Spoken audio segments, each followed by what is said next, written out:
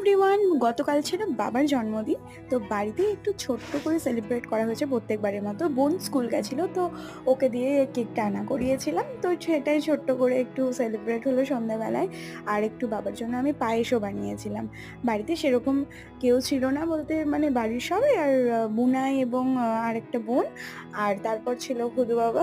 আর এখানে ভাইপো দেখেছো? আমাকে বাবা কেক খাওয়াচ্ছে আর ও শুধু ওটাকে খেতে যাচ্ছে। মানে ও বড্ড ভালোবাসে খেতে। তো ওকেও পরে দেওয়া হয়েছে, যেহেতু ছোট তো অত বেশি দেওয়া যাবে না, ক্রিম থাকে। তো তারপরে বাবা সবাইকে কেক টেক খাওয়ালো, এখানে মাকেও খাইয়ে দিচ্ছে, দেন তারপরে বুনাইকে খাওয়ালো, তারপর আরেকটা বোনকে খাওয়ালো, আমার মানে হচ্ছে বুনাইয়ের দিদিকে।